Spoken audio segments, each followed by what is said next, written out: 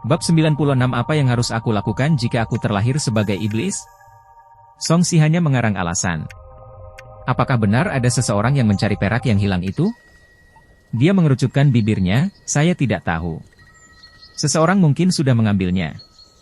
Yang terakhir tampak menyesal, tapi dia tidak mempercayainya. Tuan muda, Anda tidak berbohong kepada saya, bukan? Kamu benar-benar sangat kaya sehingga kamu tidak peduli dengan sedikit kehilanganmu? Kesal. Song Si tidak tertarik menjelaskan apapun kepada orang ini. Orang kaya tidak punya hati. Saat dia mengutuk, pengungsi itu mundur dengan canggung. Kepala pelayan berjanggut itu tersenyum mengejek. Semua manusia seperti ini. Jika mereka tidak memiliki cukup makanan, kehangatan, atau wanita untuk memuaskan nafsu mereka, mereka akan menghabiskan seluruh hidup mereka mengejar kekayaan dan kejayaan.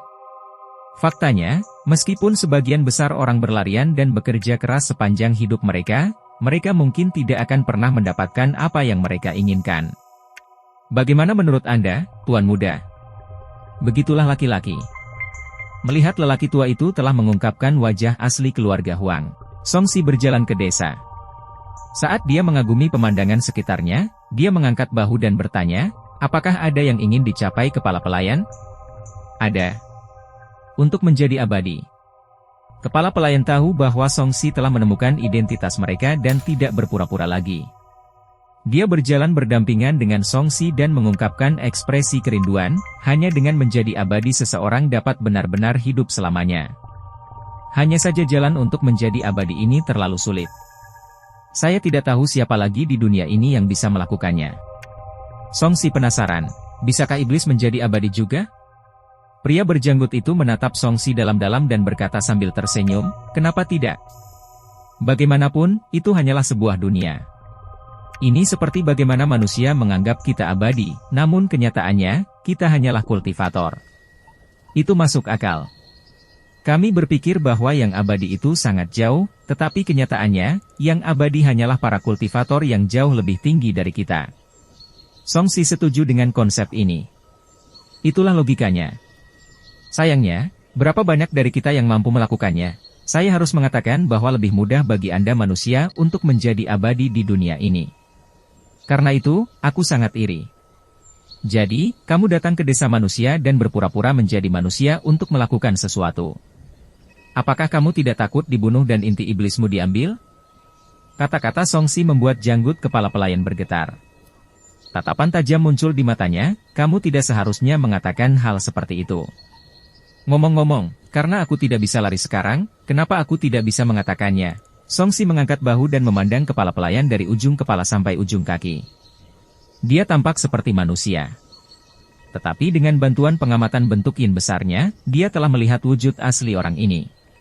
Orang ini sebenarnya adalah roh iblis domba jantan tua. Seluruh tubuhnya memancarkan aura pembunuh yang pekat seperti awan hitam. Kultivasinya harusnya sangat kuat. Jadi kamu juga iblis.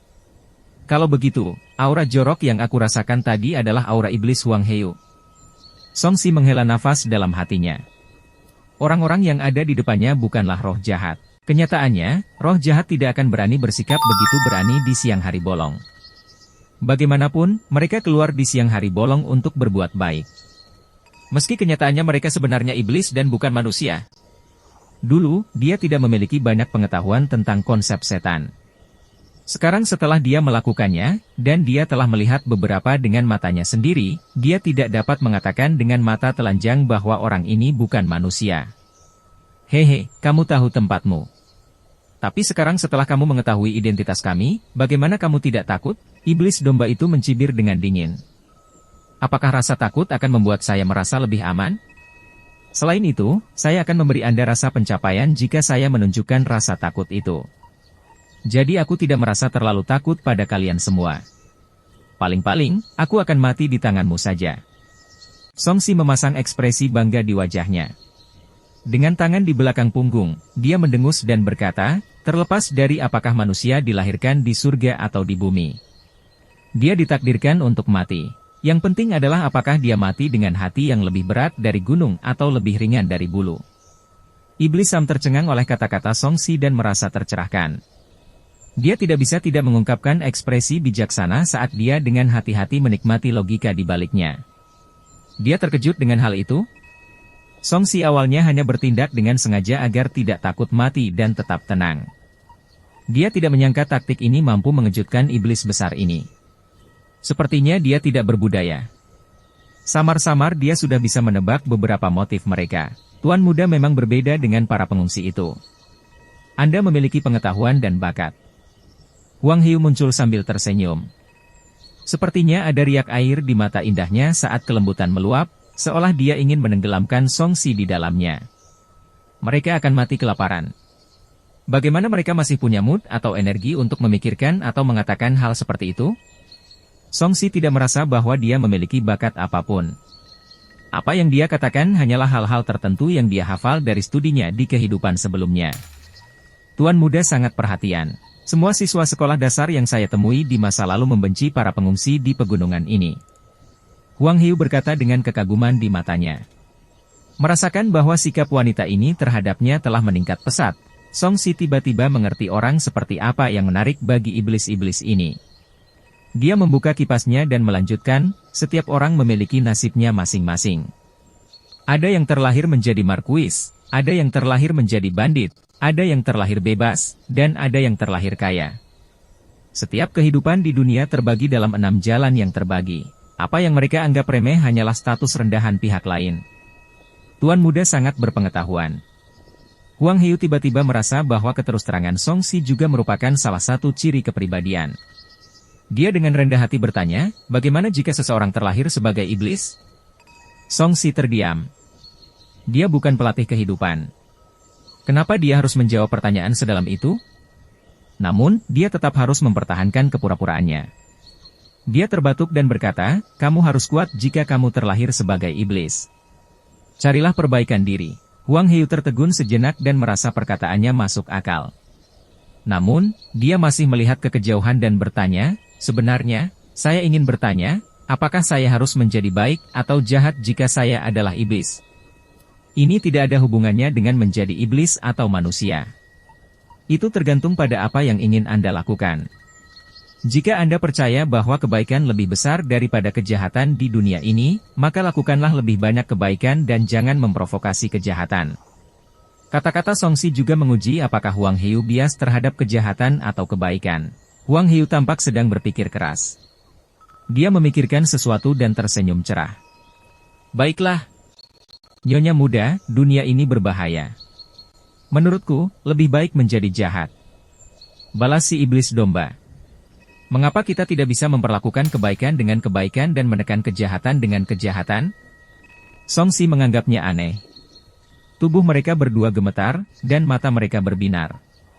Seolah-olah ada sesuatu yang berubah dalam diri mereka.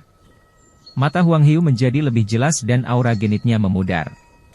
Aura pembunuh pada iblis Ram juga menurun drastis. Apakah keduanya sedang berkultivasi sekarang? Song Si berpikir keras. Tetapi mengapa setan datang ke sini untuk berkultivasi? Bukankah itu sangat berbahaya bagi mereka? Sekte iblis di Pegunungan Seribu Racun dan para penggarap resmi kian besar terlibat dalam pertempuran sengit. Jika mereka menemukan binatang iblis di sini, mereka tidak akan keberatan memurnikan ramuan dengan inti iblis dengan membunuh iblis seperti mereka. Terima kasih atas bimbingan Anda, Tuan Muda. Mendengarkan kata-katamu lebih baik daripada berada di dunia fana selama 10 tahun. Huang Hiu membungkuk dengan anggun. Jelas sekali bahwa dia dengan tulus berterima kasih padanya. Saya mengagumi bakat dan pengetahuan Tuan Muda. Iblis domba juga membungkuk. Lagu Si tercengang. Apakah beberapa kata acak patut dipuji? Melihat kebingungan di wajah Song Si, Huang Hiu mengerucutkan bibirnya dan tersenyum. Tuan Muda, tolong ikuti saya. Song Si mengikutinya ke halaman belakang. Ada aula leluhur di sini, dan peti mati ditempatkan di dalamnya. Huang Hiu berjalan menuju peti mati yang terbuka. Ada seorang pria muda terbaring di dalam dan dia tidak bernapas lagi. Ini adalah anggota keluarga Huang yang sebenarnya. Lagu Si terdiam. Ya, orang-orang dari keluarga Huang sudah lama meninggal karena wabah. Aku sedikit terlambat dan tidak berhasil menyelamatkan dermawanku. Huang Hiu merasa menyesal. Dermawan? Songsi tidak bisa menahan diri untuk tidak melihat ke arah pemuda yang wajahnya dipenuhi rona merah. Dia merasa sedikit aneh. Itu dia. Huang Hiu berjalan mendekat dan menyentuh peti mati itu. 10 tahun yang lalu, Tuan Muda Huang ini memasuki prefektur untuk mengikuti ujian kekaisaran. Dia menyelamatkanmu di malam yang penuh badai? Songsi langsung membayangkan banyak hal. Bagaimana kamu tahu? Huang Hiu terkejut. Novel aneh selalu punya plot seperti itu. Misalnya, seorang sarjana tertentu menyelamatkan seekor rubah betina yang terluka, sirene dan kemudian setan akan datang untuk membalas kebaikannya. Aku tidak menyangka ini benar-benar terjadi. Songsi tidak menganggapnya serius. Lebih atau kurang. Saat itu, saya sedang dalam masa transformasi menjadi manusia di gunung dan berada pada momen paling krusial. Buku Tuan Muda tentang moralitas dan kebijaksanaan ini membantu saya berhasil melangkah ke jalur roh alih-alih ke jalur binatang di mana saya akan dirundung nasib buruk. Huang Hiu menjelaskan alasannya. Bab 97. Mimpi tentang nilat emas. Apa bedanya? Songsi tidak tahu banyak tentang metode budidaya setan. Hei Duzi tidak cukup kuat dan tidak melakukan kontak dengan mereka. Menurut deskripsi kultivator, daging binatang iblis yang mengolah roh mereka bahkan lebih lezat daripada mereka yang hanya binatang buas. Mereka yang berjalan di jalur binatang harus diproses dengan benar sebelum bisa dimakan. Jika tidak, mereka akan menjadi racun bagi manusia yang membudidayakannya. Huang Hiu memandang Songsi sambil bercanda. Apakah kamu tertarik memakan kami? Itu adalah deskripsi yang sangat realistis. Songsi tidak bisa menahan tawa. Dia berkata dengan menyesal, namun, saya belum memenuhi syarat untuk memakan binatang iblis. Aku hanya makan beberapa daging binatang buas. Seperti yang diharapkan, kalian manusia suka makan. Ketika Huang Hiu melihat Songsi menjilat bibirnya, dia tahu bahwa jauh di lubuk hatinya, dia pasti ingin mencicipinya. Hal yang sama berlaku bagi kalian para iblis. Bagaimanapun, mendapatkan makanan adalah naluri kehidupan. Songsi tidak perlu merasa malu. Mengapa kamu tidak memberiku perbedaan yang lebih ortodoks? Tuan Muda seharusnya berasal dari latar belakang yang baik. Kenapa kamu belum pernah mendengarnya? Huang Hiu terkejut. Tunggu, biarkan aku membaca. Songsi memikirkan ensiklopedia dasar budidaya yang diberikan Liu Rusue kepadanya. Dia hanya melihat apa yang bisa dia hubungi dan tidak punya waktu untuk melihat sisanya. Membuka katalog, pandangannya tertuju pada bagian setan dan dia menemukan halaman yang sesuai. Setan bukanlah manusia. Mereka diklasifikasikan ke dalam bentuk dan roh. Bentuk setan mengembangkan bentuknya. Menurut rasnya, mereka dibagi menjadi binatang iblis, burung iblis, serangga iblis, dan sebagainya. Mereka sering disebut sebagai binatang iblis. Ada terlalu banyak kotoran dalam daging dan darah mereka sehingga jika mereka memakan makanan mentah, itu akan menjadi racun. Mereka harus memurnikan daging, darah, aura amat buruk, dan pikiran membunuh sebelum mereka bisa memakannya. Jika tidak, hal itu akan merusak tingkat budidaya mereka. Roh iblis memupuk roh mereka. Mereka juga dibagi menjadi makhluk roh, burung roh, serangga roh, dan sebagainya berdasarkan rasnya. Mereka makan makanan mentah dan tidak beracun.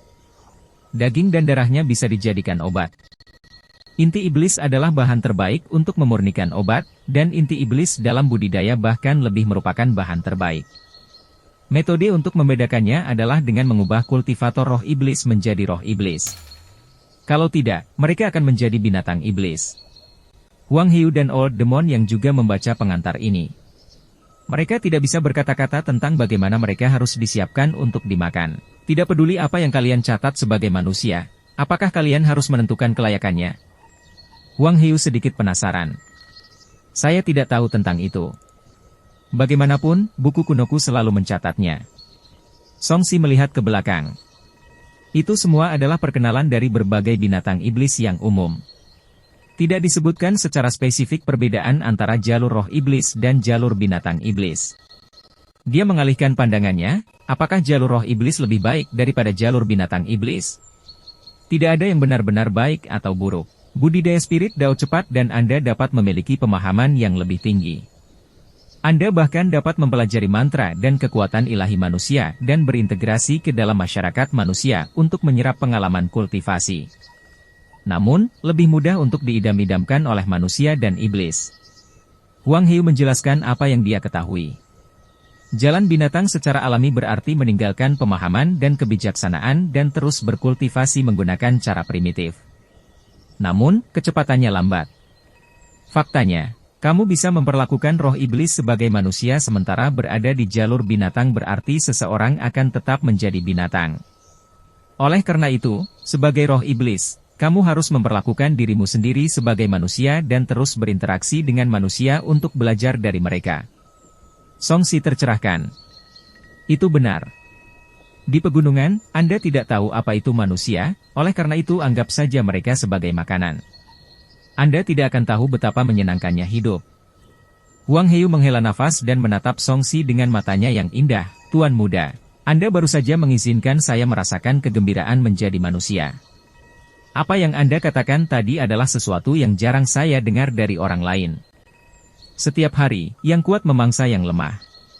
Bagaimana bisa ada kedamaian dan keharmonisan dalam peradaban manusia, apalagi orang yang punya waktu untuk membicarakan prinsip-prinsip kehidupan? Song Si melirik ke samping. Ini adalah seekor rubah betina, seekor sirene yang hanya mengejar untuk mencapai prestasi. Benar, ada juga seekor domba jantan. Dia terbatuk, karena nyonya muda telah mendapatkan apa yang diinginkannya. Bukankah sebaiknya Anda melepaskan saya? Kamu bahkan tidak takut mati. Mengapa kamu tidak mau menginap satu malam lagi? Huang Hiu memutar matanya ke arah Song Si. Aku ingin kamu mencoba masakanku. Aku khawatir kamu akan tidur denganku. Song Si mau tidak mau melihat sosok Huang Hiu yang berlebihan. Gaya wanita ini sangat berbeda dengan gaya Liu Rusue. Yang satu sedingin teratai salju, sementara yang lain selembut buah persik matang. Huang Hiu berjalan mendekati Song Si dan meniupkan angin harum. Dia menggeliat-geliat tubuhnya dan berkata dengan suara menawan, Tuan muda, apakah kamu begitu takut aku akan memakanmu? Song Si menyadari bahwa dia tiba-tiba lemas dan darahnya mendidih. Dia memaksakan diri untuk berkata, saya khawatir saya tidak bisa menahannya. Hehe, Tuan muda memang berterus terang. Dia terlihat sangat manis. Huang Hiu mengerucutkan bibirnya dan tersenyum. Tubuhnya bergetar dan gelombang gairah melonjak. Dia tiba-tiba menunjuk ke gelabela Song Si, dan tubuh Song Si menjadi kaku. Apa yang akan kamu lakukan? Song Si mengerutkan kening. Apa maksud di balik tindakan Vixen ini? Tuan muda telah mengajari saya banyak prinsipnya. Bagaimana mungkin aku tidak membalasnya? Ekspresi Huang Hiu ambigu, Tuan muda, jangan takut. Aku tidak akan membunuhmu. Bahkan, itu akan menguntungkan Anda. Tidak, aku tidak tertarik padamu. Song Si tidak suka bersikap pasif di ranjang, terutama dengan iblis wanita. Benar-benar? Huang Hiu tersenyum main-main dan berjalan mendekat untuk memeluk Song Si. 3 gumpalan kelembutan menyerangnya. Kemudian, Song Si sepertinya memasuki mimpi dan merasa seperti linglung. Dalam mimpinya, ia dilahirkan di desa ulat sutera. Ayahnya adalah seorang petani ulat sutera setempat dan memiliki latar belakang keluarga kaya. Dia telah membaca buku-buku tentang kebijaksanaan dan moralitas sejak dia masih muda dan bertekad untuk mengikuti ujian kekaisaran untuk mendapatkan gelar ilmiah. Waktu berlalu dengan cepat. Di bawah bimbingan seorang guru sekolah swasta dan kerja kerasnya sendiri, Song Si berpengetahuan luas dan berbakat. Itu tidak benar. Saya tidak suka belajar. Saya bahkan belum selesai membaca buku dasar-dasar kultivasi. Apalagi kitab sage dan moralitas, kapan saya sudah mempelajarinya dengan serius? Song Si merasakan ada yang tidak beres dalam mimpinya.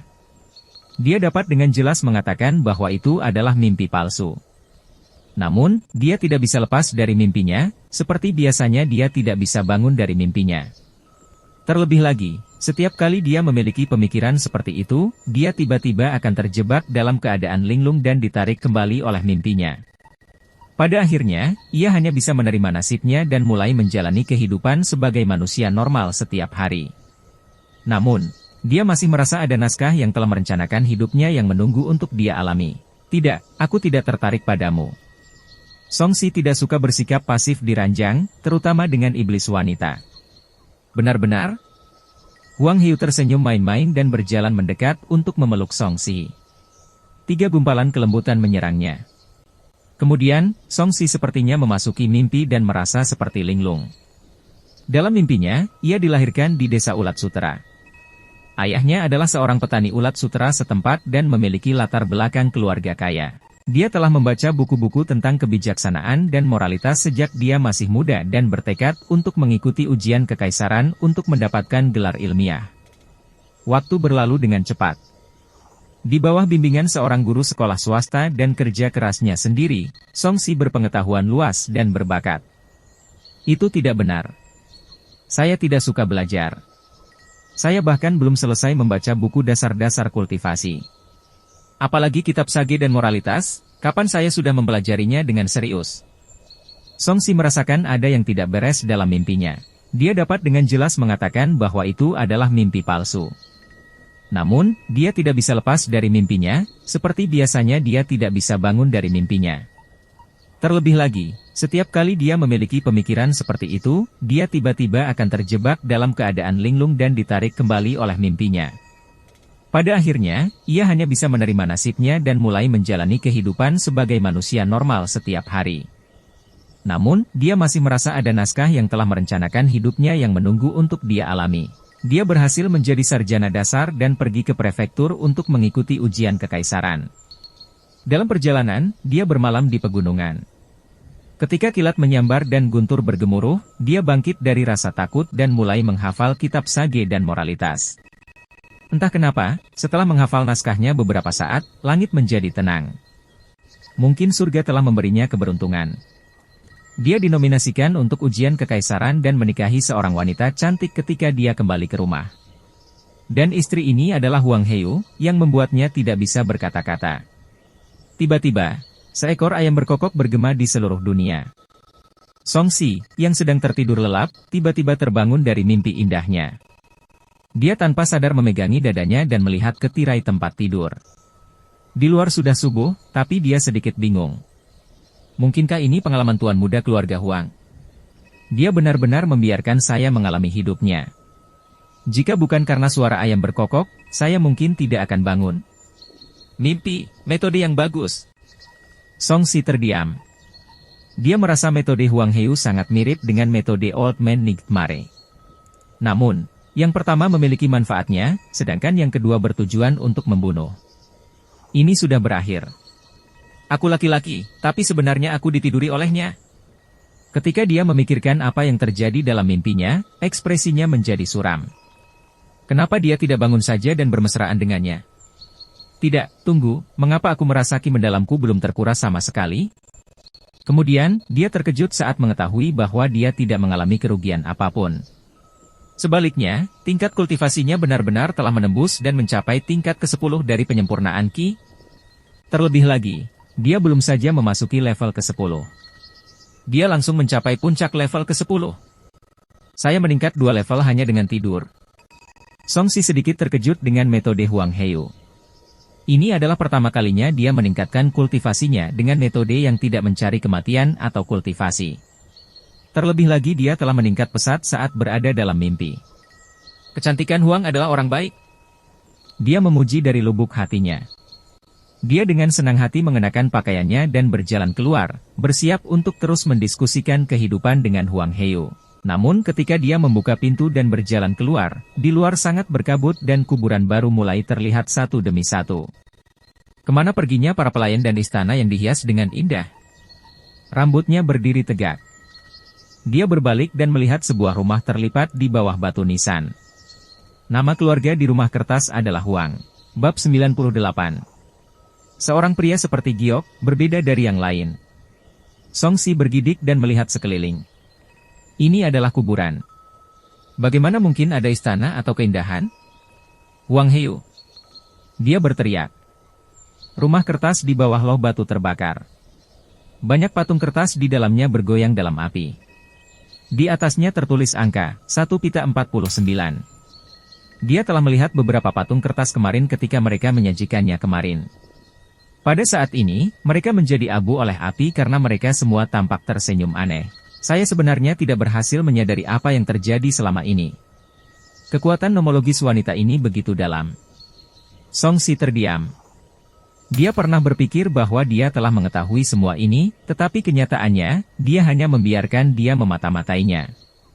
Pada saat ini, sebuah suara lembut terdengar, "Tuan muda, tidak perlu panik. Ini adalah sesuatu yang dibuat oleh pemotong kertas. Itu dibakar untuk orang mati sebagai ritual penghormatan.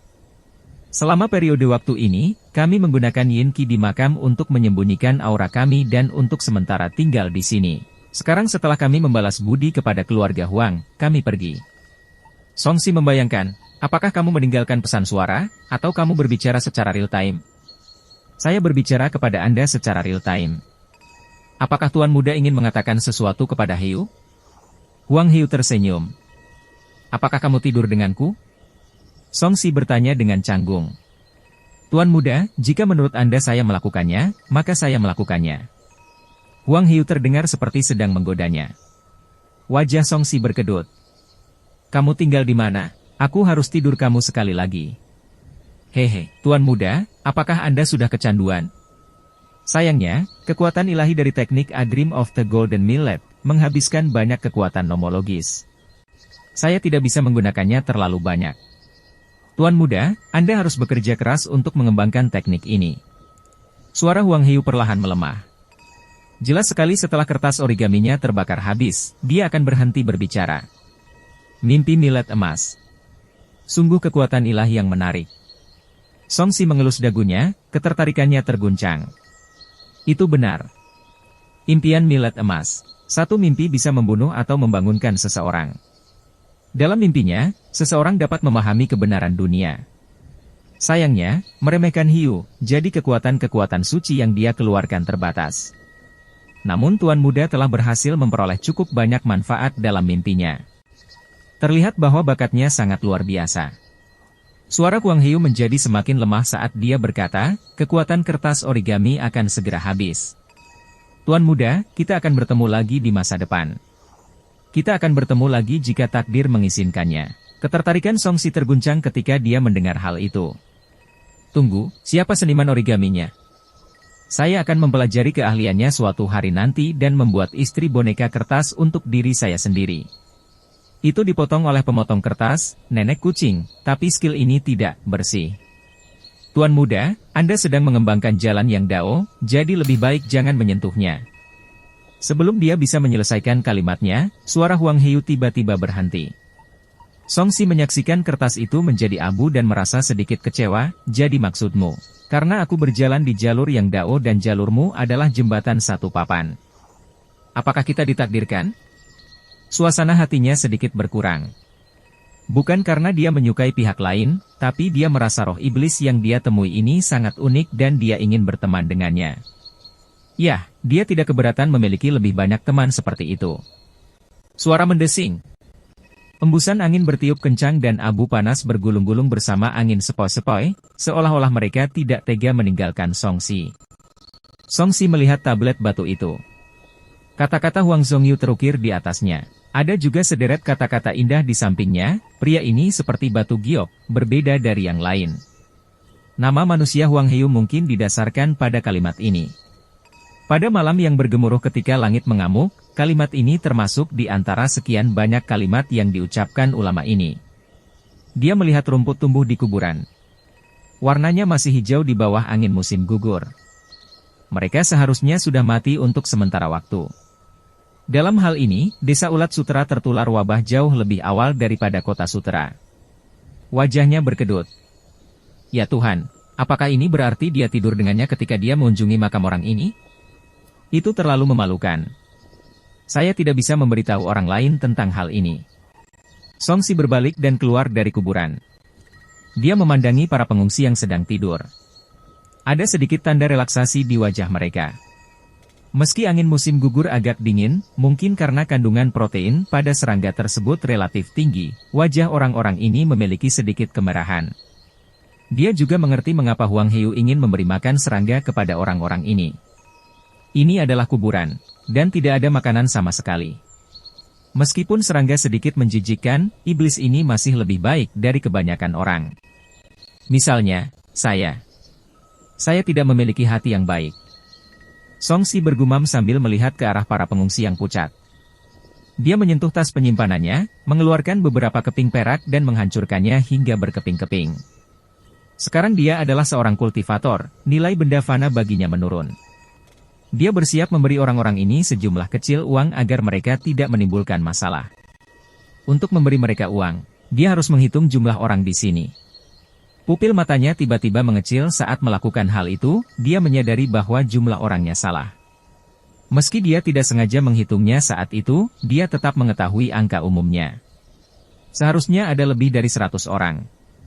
Mengapa saat ini hanya ada sekitar 80 orang? Kiri. Songsi melihat ke langit yang redup dan kesadaran ilahinya menyebar. Kemudian, dia berubah menjadi bayangan pantom dan mendarat di pintu masuk lembah. Mayat kerangka tergeletak di rumput, beberapa memperlihatkan tulang mereka. Mereka telah mati selama jangka waktu tertentu. Setelah dihitung, jumlahnya tepat 21 buah.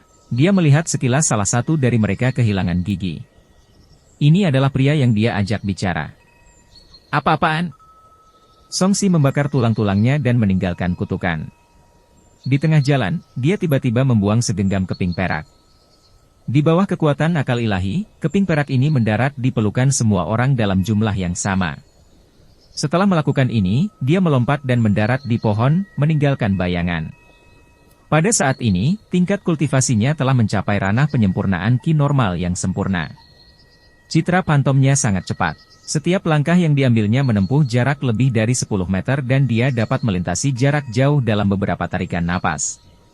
Apalagi dia bisa berjalan di atas dedaunan dan pepohonan.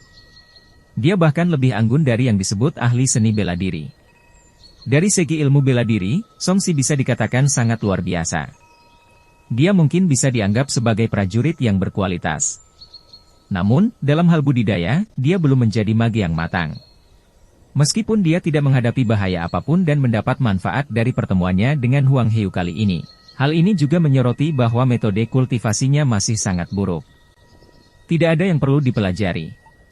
Saya akan mengembangkan teknik pengendalian pedang.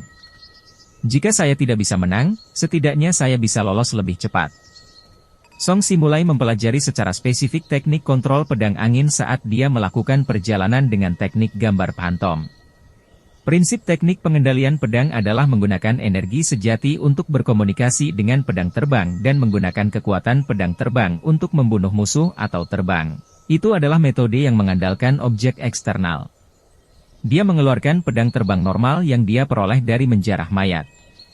Benda ini hanya panjangnya 1 kaki dan termasuk dalam artefak Dharma tingkat terendah. Ia tidak bisa bertambah besar, tapi menginjaknya dan terbang bukanlah masalah. Setelah menyuntikkan energi sejati ke dalamnya, pedang terbang itu bergetar. Tanda di atasnya menyala dan bergetar saat melayang. Sungguh ajaib. Bukankah ini setara dengan drone di dunia teknologi? Songsi membentuk segel tangan dan mengendalikan pedang terbang itu dengan akal sehatnya. Yang terakhir bergoyang dan menari di sekelilingnya. Kekuatan mentalnya jauh melebihi ranah ki refinement, jadi sangat mudah baginya untuk mengendalikan pedang terbang. Tidak lama kemudian, pedang terbang itu menari dengan gesit di sekelilingnya. Saya harus bisa menginjaknya. Songsi tidak lagi menunjuk ke arah dedaunan di seberangnya, melainkan ke kakinya sekarang. Namun saat dia menginjak pedang terbang dan menginjaknya, hal ini menyebabkan pedang itu tenggelam. Kemudian, dia terhuyung dan jatuh di bawah pohon. Stabil. Tangan Songsi membentuk segel, dan gumpalan energi sejati keluar dari tubuhnya ke dalam pedang terbang untuk bertindak sebagai sumber energi. Pada saat yang sama, energi sejati terkondensasi menjadi satu dengan pedang terbang. Dia berhasil mengendalikan arah pedang secara akurat dengan pikirannya dan akhirnya berhenti di udara. Ayo pergi. Dengan teriakan pelan, pedang terbang itu bersinar terang dan melesat ke langit bersamanya. Wow, akhirnya aku bisa terbang. Saat Songsi merasa bahagia, dia kehilangan kendali atas pedang terbangnya dan terjatuh. Dengan ledakan, dia mematahkan pohon saat dia turun. Bab 99. Pakaianmu tidak buruk. Songsi baik-baik saja sejak musim gugur. Dia hanya meringis kesakitan. Dia berdiri dengan wajah tertutup tanah dan debu. Dia memegang bagian belakang kepalanya dan berkata, tidak aman mengendarai pedang. Sangat mudah untuk membuat keluarga saya menangis. Untungnya tubuhnya kuat. Jika tidak, dia akan jatuh dan mati dari ketinggian seperti itu. Apa yang kamu lihat? Pernahkah Anda melihat seorang penggarap abadi melakukan kesalahan saat mengendarai pedang? Dia tiba-tiba menoleh dan menatap semak-semak. Seorang petani tua yang sedang menebang pohon di pegunungan sedang berjongkok di sana dan mengintip dengan rasa ingin tahu. Saya bodoh. Mohon maafkan saya, abadi. Petani tua itu sangat ketakutan sehingga dia membuang helikopternya dan berlutut di tanah untuk memohon belas kasihan. Tidak ada yang perlu dimaafkan. Pohon patah ini milikmu. Songsi memegang tangannya dan pergi dengan canggung. Sebagai seorang berkuasa abadi, dia sebenarnya telah mempermalukan dirinya sendiri di depan manusia. Itu sangat merusak citranya. Untungnya, tidak banyak orang di sekitar. Setelah dia pergi, petani tua itu pergi dengan panik. Setelah turun gunung, dia memberitahu semua orang yang ditemuinya, coba tebak apa yang saya lihat hari ini. Abadi. Namun, yang abadi ini tidak. Dia benar-benar jatuh dari langit. Saya mendengar bahwa makhluk abadi sering muncul akhir-akhir ini. Mungkin saja kita bertemu mereka, tapi bukan karena terjatuh seperti itu, kan? Kenapa aku harus berbohong padamu? Sekarang ada pohon yang ditebang oleh makhluk abadi di gunung belakang, dan ada lubang besar tempat dia mendarat. Ayo pergi, bawa aku ke sana untuk melihatnya. Ada banyak pembudidaya di dunia ini, namun masih jarang orang biasa bertemu dengan mereka, apalagi di desa pegunungan terpencil. Tidak lama kemudian, sekelompok orang membentuk kelompok ke atas gunung untuk melihat jejak makhluk abadi. Benar-benar ada lubang yang besar. Astaga, untuk bisa mematahkan pohon setebal itu, dia memang abadi. Yang abadi ini pasti memiliki kulit perunggu dan tulang besi, karena dia terjatuh tanpa cedera. Mengapa makhluk abadi bisa jatuh? Dia seharusnya menguji manusia. Sayang sekali saya tidak memanfaatkan kesempatan ini. Kalau tidak, aku mungkin mendapat kesempatan untuk menjadi seorang abadi. Sekelompok orang berdiskusi dengan penuh semangat.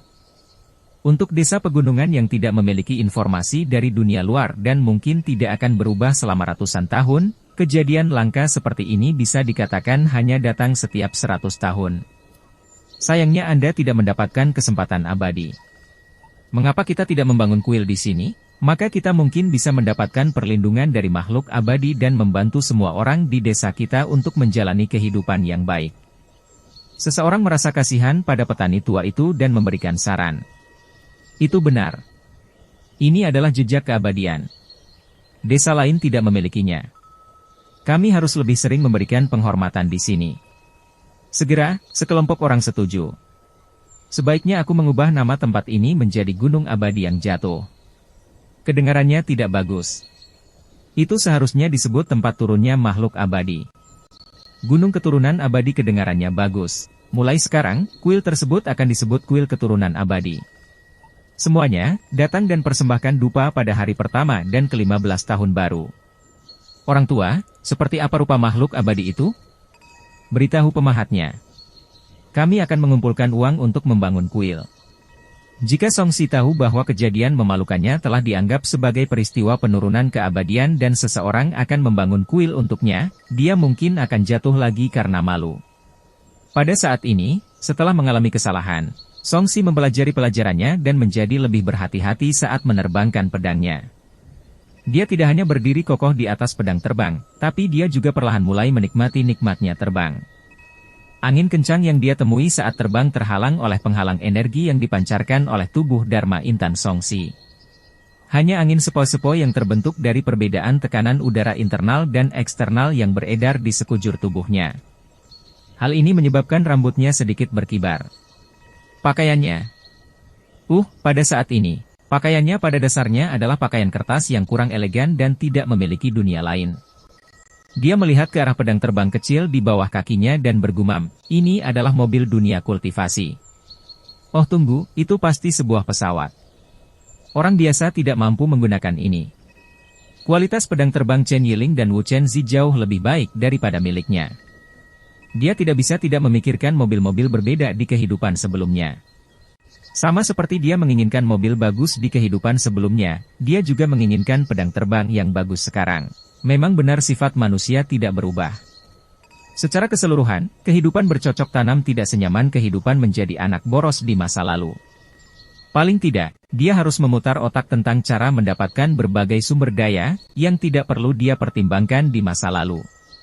Sayangnya, keluarga Song hampir hancur dan dunia menjadi kacau balau. Dia tidak bisa lagi menjadi anak yang boros. Dengan nostalgia akan kehidupan lamanya dan kerinduan akan kehidupan barunya, Song Si kembali ke kota Silken. Saat masih beberapa kilometer dari gerbang kota, ia melihat banyak orang berangkat dengan kereta dan kuda. Ayah, apakah para pemberontak benar-benar akan menyerang? Terlepas dari apakah mereka menyerang atau tidak, tempat ini tidak lagi damai. Wabah dan serangga-serangga itu saja sudah membuat orang panik. Lebih baik pergi secepat mungkin dan pindah ke Jinzhou di utara. Ketika Song Si mendengar percakapan antara ayah dan anak di dalam gerbong, dia melihat lagi ke arah pejalan kaki di jalan. Kebanyakan dari mereka berasal dari keluarga kaya. Apakah mereka siap melarikan diri setelah mendengar berita tersebut? Lagi pula, orang kaya punya lebih banyak pilihan dibandingkan orang biasa. Siapa yang tahu berapa banyak orang yang telah melarikan diri? Sebuah kereta mewah lewat. Tirai disingkirkan dengan tangan, memperlihatkan tatapan mengejek. Oh, bukankah ini Old Song? Mengapa? Anda bahkan tidak mampu memakai pakaian sekarang? Mengapa kamu menggunakan kertas untuk membuat pakaian? Setelah mendengar ini, Song Si menunduk untuk melihatnya. Entah kenapa, kekuatan origami telah menghilang, memperlihatkan tampilan aslinya. Pakaian yang dipotong dari selembar kertas kuning. Song Si memandang pemuda di kereta itu. Itu adalah kakak ke-9 dari keluarga Lin, yang pernah berada di level yang sama dengan keluarga Song di kota Silken. Mereka sering bertemu di rumah bordil dan bisa dianggap kenalan. Namun, orang ini memiliki kepribadian yang kejam. Dia suka menganiaya hewan dan bahkan manusia. Dia pernah menginjak-injak anak anjing orang lain sampai mati di jalanan. Dia juga sengaja membeli seseorang yang menjual tubuhnya untuk menguburkan ayahnya dan membawanya kembali untuk dipukuli saja. Kepribadiannya sangat buruk, jadi Song Si tidak banyak berinteraksi dengannya. Aku kasihan padamu. Apakah kamu tertarik menjadi budakku? Aku akan menghadiahimu makanan. Tuan Muda Lin menilai Song Si dengan menggoda dengan tatapan mesum di matanya. Pakaianmu lumayan. Song Si mengabaikan tatapan merendahkan Tuan Muda Lin dan menyeringai saat dia melihat jubah panjang yang terbuat dari sutra. Detik berikutnya. Ledakan. Bang! Bang! Bang! Bang! Kereta itu hancur. Tuan Muda Lin memutar matanya dan pingsan di tanah.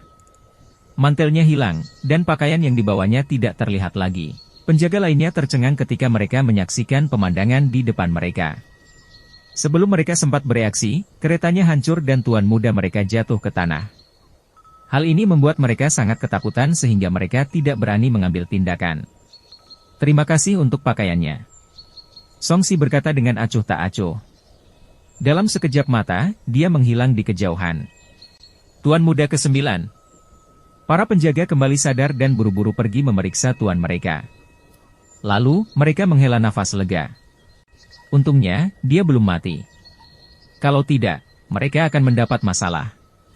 Mereka mungkin ditinggalkan oleh keluarga utama dan tidak bisa pergi ke Jinzhou. Ayo. Pukul saya. Anggap saja kita sedang bertengkar. Para penjaga bersiap untuk membodohi Tuan Muda Lin. Song Si muncul di gerbang kota. Gerbang kota masih tertutup, tetapi dia melihat sebuah pintu kecil terbuka di sampingnya. Dari waktu ke waktu, gerbong keluar, dan beberapa dari mereka menyerahkan uang kepada penjaga kota. Pembicaraan tentang uang secara alami dapat membuat segalanya lebih mudah bagi penjaga kota. Ketika dia berjalan, dia dihentikan oleh seorang tentara. Selama perang, kamu tidak bisa datang dan pergi sesukamu. Berapa harganya? Song Si mengerti. Masuk ke dalam lebih murah daripada keluar. Untuk masuk hanya $100. Aku akan memberimu 10 tael. Perlakukan saudara-saudaramu untuk minum. Song Si mengeluarkan sebatang perak dan melemparkannya ke sersan yang menjaga pintu. Tuan muda, Anda pintar. Di masa depan, tidak ada yang akan menghentikan Anda saat Anda masuk atau keluar dari gerbang kota selatan. Sersan itu tersenyum dan meminta seseorang membuka pos pemeriksaan agar Song Si bisa masuk. Kakak Long, kamu baru saja tiba. Anda mungkin tidak tahu siapa dia. Ini adalah tuan muda dari keluarga Song yang masih hidup. Melihat Song Si pergi, orang-orang yang mengenalnya tersenyum. Keluarga Song yang hampir musnah? Pemimpin penjaga itu terkejut. Itu benar. Tapi saya harus mengatakan bahwa unta kurus lebih besar dari kuda. Meskipun keluarga Song telah menolak, mereka tetap sangat murah hati. Kamu tidak mengerti, kan? Dia memiliki saudara laki-laki yang seorang pejabat. Bukankah dia pergi bersama Tuan Tua Song dan kedua wanita itu kemarin? Saya tidak menjaga pintu kemarin. Bagaimana saya tahu?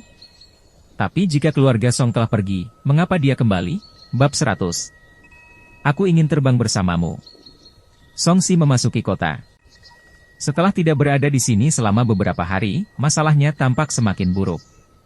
Ada banyak pengemis di pinggir jalan. Tanahnya dipenuhi sampah dan segala macam uang kertas. Dari waktu ke waktu, mereka bisa mendengar tangisan. Song Si berjalan cepat ke rumah bordil Bulan Baru. Itu sangat sepi dan tidak ada pelanggan. Apa? Dia terkejut dan mengira telah terjadi sesuatu. Ketika dia melihat semua orang masih di sana, dia menghela nafas lega. Tuan muda. Main yang mendekat dan berbisik. Baru-baru ini, seorang tamu terhormat datang ke rumah bordil New Moon, jadi kamu tidak bisa masuk ke halaman belakang. Song Si tidak bisa memikirkan apa yang dimaksud Liu Rusue. Dia tenggelam dalam pikirannya. Dari istana Yao Mun? Ya, itu seorang tua. Dia di sini untuk memeriksa situasi Nona Sue, jadi kami tidak menyambut tamu selama 2 hari terakhir untuk menghindari mengganggu tetua ini. Main yang sangat gembira. Bakat Nona Sue dihormati oleh para tetua. Mereka sudah melaporkannya ke istana utama. Mungkin saja dia bisa segera memasuki sekte dalam lingkungannya terlebih dahulu. Apa yang istimewa dari sekte dalam? Ini pertama kalinya Song Si melihat Main yang begitu bahagia.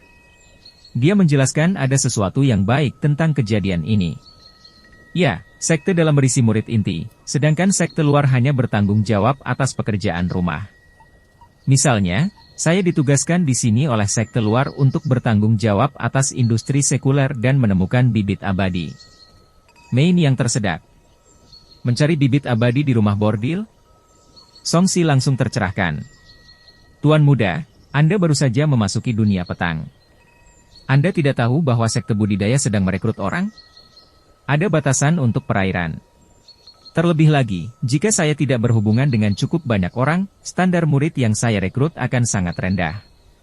Tempat-tempat khusus seperti milik kita ada di seluruh Great Qian yang berupaya memecahkan masalah ini. Wajah Main yang bersinar. Kali ini, Nona Suer ada di gedung cabang kami. Saya juga dapat menikmati manfaatnya dan memiliki kesempatan untuk terus melayani Nona Suer di sekte luar. Maka masih ada harapan bagi saya untuk mencapai ranah yayasan pendirian. Kalau begitu, selamat. Song Si memandangi rumah bordil Bulan Baru yang tenang, di mana ayahku dan yang lainnya tinggal. Selain Liu Tua, semua orang telah pergi.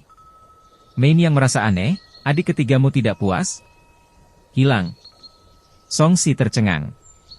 Dia baru saja melihat beberapa orang meninggalkan kota Silken, tapi dia tidak mengira keluarganya ada di antara mereka.